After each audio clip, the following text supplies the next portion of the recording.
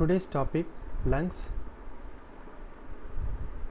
The lungs or pulmons are the principal organs of respiration.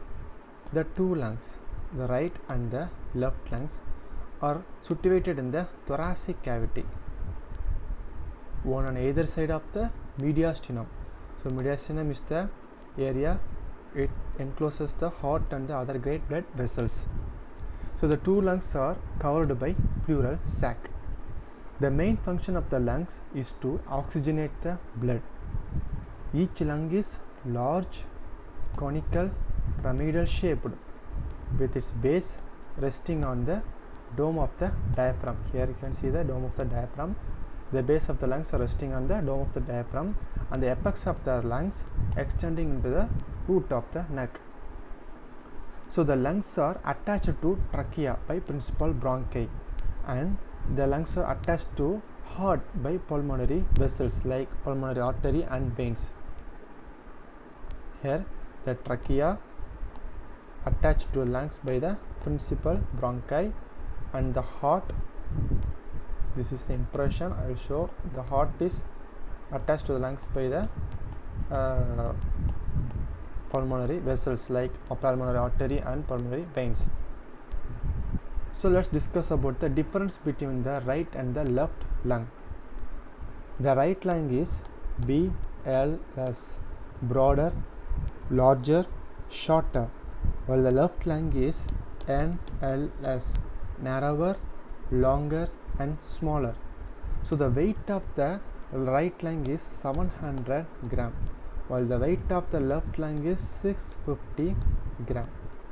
There are three lobes in the right lung: superior lobe or upper lobe, middle lobe and inferior lobe. But the left lung has only two lobes, superior or upper lobe and inferior lobe. It lacks middle lobe. There are two fissures, horizontal fissures and oblique fissures, but the left lung has only one fissure, oblique fissure. So if a line is like this, it is known as vertical line. The same line is like this, it is known as horizontal line. The line is in a slanting position, this one is known as oblique line. So this applies to the fissures. So anterior border of the right lung is straight, while the anterior border of the left lung is not straight. It has a cardiac notch and a lingula. The hilum of the right lung has in the posterior border there is a hilum. I will discuss about this later. The hilum of the right lung has two bronchi, while the hilum of the left lung has only one principal bronchus, left principal bronchus. So the each lung presents external features like apex, base and three borders: anterior border, posterior border and inferior border, and two surfaces, costal surface and medial surface. This costal surface is located near the border of the ribs, while the medial surface is located near the mediastinum, faces towards the central part. As you can see, the medial costal surface is located near the border of the ribs. The medial surface is near the mediastinum, central area. The apex of the lungs is rounded or blunt superior end of the lung. So the apex extends into the root of the neck. So the apex is covered by cervical pleura and suprapleural membrane. Just remember this: apex of the lungs are covered by cervical pleura and suprapleural membrane. So the base is lower semilunar concave surface. Here you can see the base is lower semilunar. So if a moon is like this, this moon is known as lunar moon. The same moon is like this moon is known as semilunar moon. So for the same goes to this. This is semilunar surface. Convex and concave. So what is meant by convex and concave? So concave describes shape that curve inward like this. So for example, hourglass, We have seen this hourglass in many Hollywood movies. Hourglass. So what is meant by convex? Convex describes shape that curve outward. This is an example of American football, rugby football.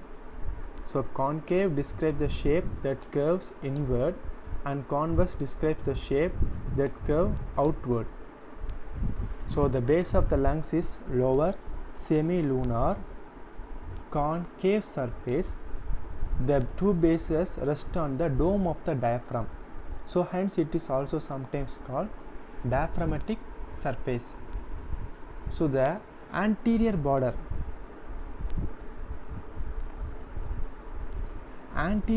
of the lungs are thinner and shorter than the posterior border. The anterior border of the right lung is straight and it is vertical in line, but the anterior border of the left lung is not straight. It presents a wide cardiac notch. So this cardiac notch area is occupied by the heart and the pericardium. So in this region, the heart and the pericardium is not covered by the lung. Hence this region is responsible for an area of superficial cardiac dullness. So below the cardiac notch, it presents a tongue-shaped projection called lingula. So posterior border is thick and rounded. This posterior border extends from C7 vertebra to the spine of T10 vertebra. Here you can see the posterior extends from the C7 to T10 vertebra. So, and the inferior border is semilunar in shape, and it separates the costal from the medial surfaces. So the mediastinal part, this one is the mediastinal part. The mediastinal part presents a hilum. This area is the hilum, and it is related to the mediastinal structures such as heart, great blood vessels and nerves. To understand the relations of the mediastinal surfaces of the lungs, one must know the structures forming the right and the left of surfaces of the mediastinum. So let's discuss about the structures forming right surface of mediastinum. So the right mediastinal surface mainly consists of the right atrium of the heart. So above the right atrium presents the superior vena cava. You can see superior vena cava. This one is the inferior vena cava. This blue area, inferior vena cava. So above the right atrium presents superior vena cava and right brachiocephalic vein. Here goes the right brachiocephalic vein. So behind this structure presents the trachea and the esophagus. So the azygos vein arches over the root of the right lung. So this one is the root of the right lung.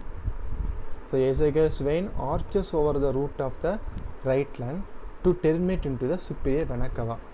So there are three neural structures: right phrenic nerve, right vagus nerve and right sympathetic chain.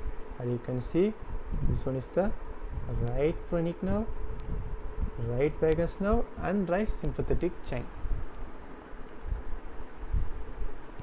Next, let's discuss about the structures forming the left surface of the mediastinum. So the left ventricle and the aorta are the main structures forming the left surface of the mediastinum. So this aorta ascends or goes up at first. This one is the root of the left lung. The aorta ascends first and it arches over the roof of the left trunk, root of the left trunk, and then it descends behind the root of the left trunk. So there are three great vessels: brachiocephalic trunk, left common carotid artery and left subclavian vein arises from this aortic notch. So there are three neural structures: left phrenic nerve, left vagus nerve and left sympathetic chain, like same in the right side of the lung. So you need to memorize this tabular column, relations of the mediastinal surfaces of the right and the left lung. If they ask about the impressions on the right lung and impressions on the left lung, you need to write like this. Instead of right atrium, left ventricle, you need to write less cardiac impression. Cardiac impression. Here you can see this one is the cardiac impression. Here is also the cardiac impression. So what are all the impressions present on the right lung and the left lung? Cardiac impression. Instead of right atrium, you need to write cardiac impressions. And there is a superior vena cava impression and inferior vena cava impression, and there is a azygos vein impression, and there is a right brachiocephalic vein impression, and there is a esophagus impression and trachea impression. The impressions on the left side are again cardiac impression, ascending aorta impression, arch of aorta impression and descending thoracic aorta impression, and left subclavian and left common carotid artery impression, esophagus and thoracic duct impression. Here you can see the impressions. These are the impressions, where the other structures located here. Next, let's discuss about the root of the lung. So the root of the lung, as you can see, the root of the lung is a short, broad pedicle connecting the medial surface of the lung with the mediastinum. Medial surface of the lung with the mediastinum. So it consists of structures entering and leaving the lung at hilum. So this one is the hilum. This one is the root of the lung. The hilum is the area. You see the hilum. This is the hilum. The hilum is the area on the mediastinal surface of the lung through which structures enter or leave the lung. So the root of the lung. The root of the lung is covered by tubular sheath. Tubular sheath derived from the mediastinal pleura. So now let's discuss about the components of the root of lungs. So root of the lung contains principal bronchus in the left lung. As you can see, principal bronchus or primary bronchus, and there are two bronchus in the right lung, two bronchi in the right lung, epiarterial and hypoarterial.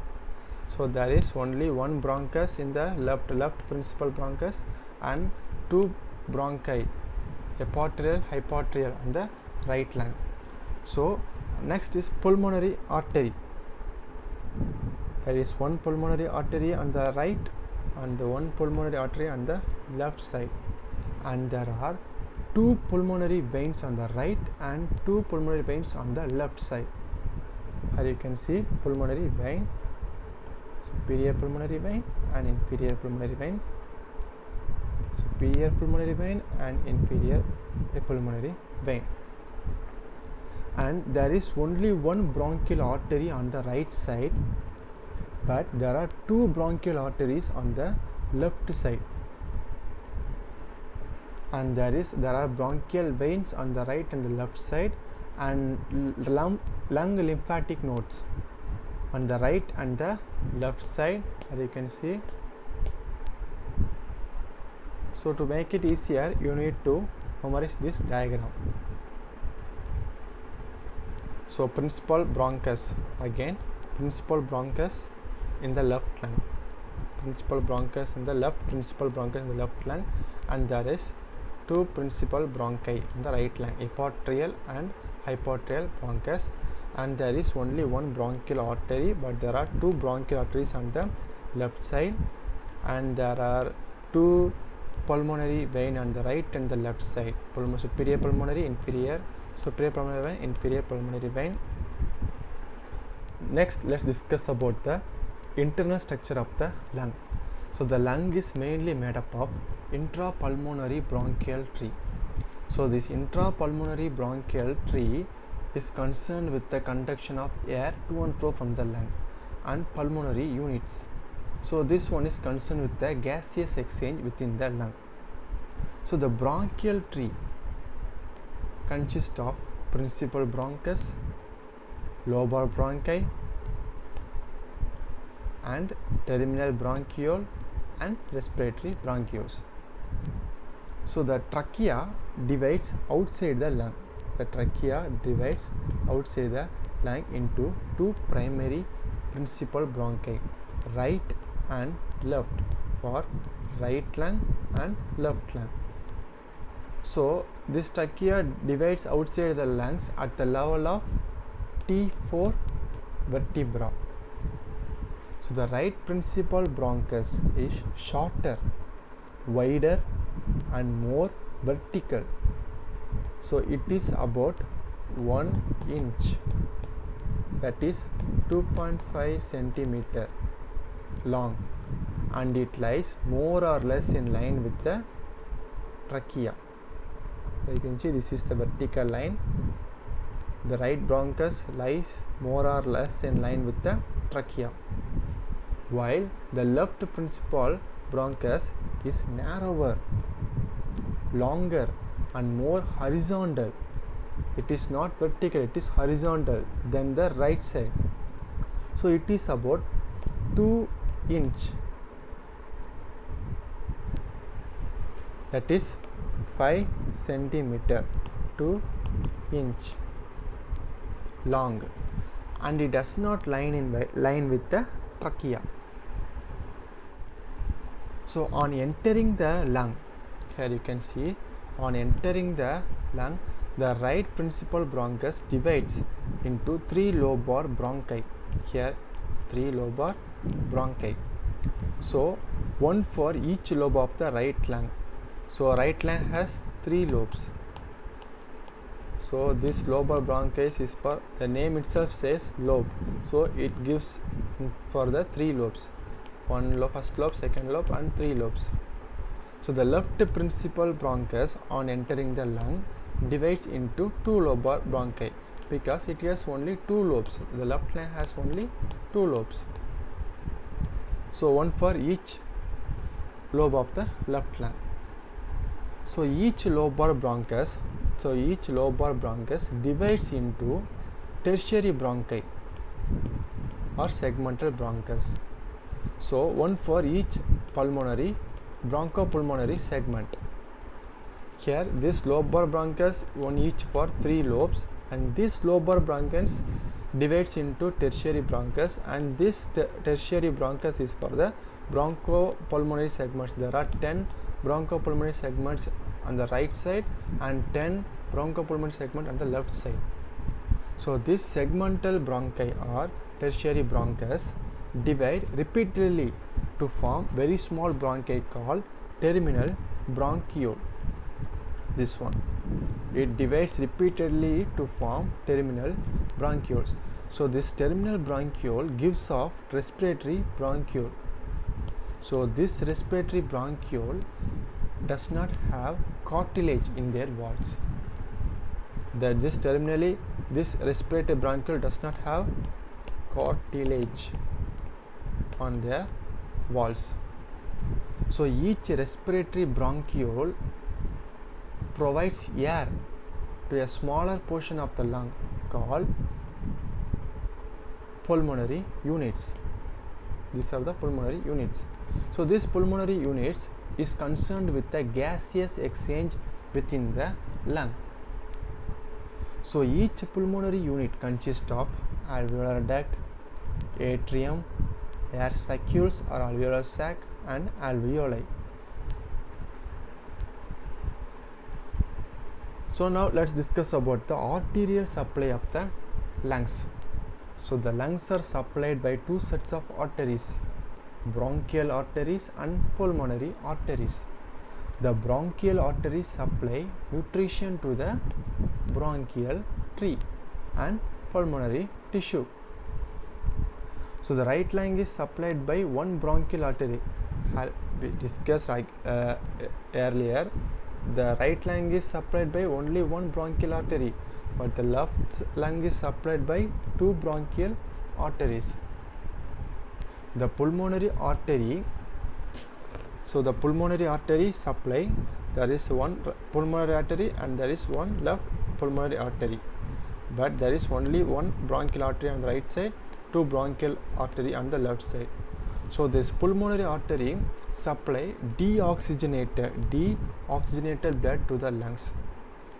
So these pulmonary arteries are the branches of the pulmonary trunk. As you can see, pulmonary artery are the branches of the pulmonary trunk. So the venous blood from lungs is also drained by two sets of vein, bronchial vein and pulmonary vein. So the bronchial vein drains the deoxygenated blood from the bronchial tree and pulmonary tissue. There are two bronchial veins on each side, while the pulmonary vein drains the oxygenated blood from the lungs. So there are two pulmonary veins on each side. Again, I will explain again. So the lungs are supplied by two sets of arteries. What are the arteries? Bronchial arteries and pulmonary arteries. So these bronchial arteries supply nutrition to the bronchial tree and pulmonary tissue. So the right lung is supplied by only one bronchial artery and the left lung is supplied by two bronchial arteries. So the pulmonary arteries supply deoxygenated blood to the lungs. So there is one pulmonary artery for each lung. So these pulmonary arteries are the branches of the pulmonary trunk, and there are two veins, bronchial veins and pulmonary veins again. So the bronchial vein drain deoxygenated blood from the bronchial tree and pulmonary tissue, while the pulmonary vein drain oxygenated blood from the lungs. So there are two bronchial veins on each side and there are two pulmonary veins on each side. So all the veins in the body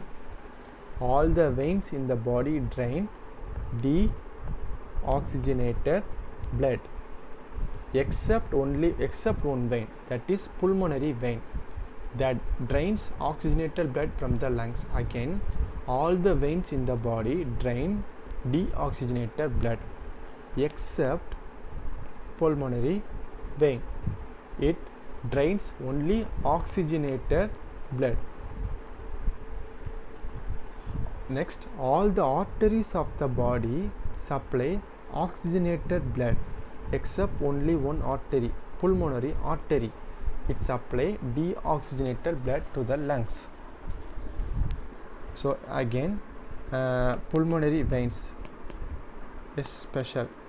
All the veins in the body drain deoxygenated blood except pulmonary veins, because these pulmonary veins drain oxygenated blood from the lungs. All the arteries of the body supply oxygenated blood except this pulmonary artery. It supply deoxygenated blood to the lungs.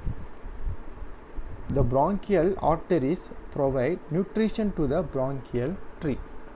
So the bronchial arteries provide nutrition to the bronchial tree. So the respiratory portion of the lungs are nourished by pulmonary capillary beds and atmospheric air in the alveoli. So next, the lung is supplied by both parasympathetic and sympathetic nerve fibers. The lung is supplied by parasympathetic and sympathetic nerve fibers. The parasympathetic fibers are derived from vagus nerve and sympathetic fibers are derived from T2 to T5 spinal segments. So both parasympathetic and sympathetic nerve fibers provide motor supply to the bronchial muscles. So the parasympathetic fibers causes bronchoconstriction. They causes vasodilatation and it causes increased mucus secretion. So the sympathetic fibers just do the opposite of the parasympathetic fibers. The parasympathetic fibers, if parasympathetic fibers causes bronchoconstriction, the sympathetic fibers cause bronchodilation. If the parasympathetic fibers cause vasodilatation, the sympathetic fibers cause vasoconstriction. If the parasympathetic fibers cause increased mucus secretion, the sympathetic fibers cause decreased mucus secretion. So next let's discuss about the bronchopulmonary segments. So the bronchopulmonary segments, there are 10 bronchopulmonary segments on the right side and 10 bronchopulmonary segments on the left side. These bronchopulmonary segments are well defined wedge shaped sectors of the lungs. Well defined wedge shaped sectors of the lung. So they are provided by tertiary bronchi. You can see, as I have said before, this lobar bronchus is for the lobes, 3 lobes. So this lobar bronchus is divided into tertiary segmental. So these 2 is for the each bronchopulmonary segment. So the bronchopulmonary segments are provided, the bronchopulmonary segments are aerated by tertiary or segmental bronchus. You need to memorize this tabular column. It is very easy. Here the right lung is divided into 3 lobes: superior, medial and inferior lobe. Left lung is divided into only 2 lobes. So this superior lobe or upper lobe is further divided into 3 segments: apical segment, posterior segment and anterior segment. This middle lobe, medial lobe, this middle lobe is further divided into medial segment and lateral segment. So the inferior lobe is further divided into, here you can see, superior segment, anterior basal segment. This is located on the base, so it is known as anterior basal segment. This one is located on the lateral side, lateral basal ligament, and this one is located on the posterior side, posterior basal segment. So the same one goes for the left side. The superior or upper lobe is further divided into apico-posterior segment and anterior segment, superior lingular segment and inferior lingular segment. The lingular word is especially comes on the left side because it contains a lingular surface. So the inferior lobe is divided into anterior medial basal segment and lateral basal segment and posterior basal segment. So this is the tabular column. You need to memorize this tabular column. So next, the characteristic features of the bronchopulmonary segments. So the characteristic features are it is a subdivision of the lobes of the lung. So the bronchopulmonary segments are pyramidal in shape.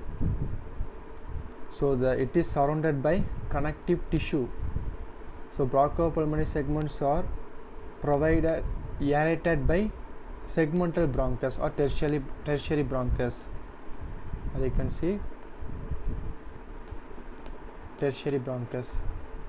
So each segment has its own artery, own lymphatic drainage and autonomic supply. As you can see, each one has its own artery, autonomous supply and lymphatic drainage. Thus, bronchopulmonary segments are the well-defined anatomical, functional and surgical unit of the lungs. Again, there are 10 bronchopulmonary segments on the right and the 10 bronchopulmonary segment on the left side. Thank you.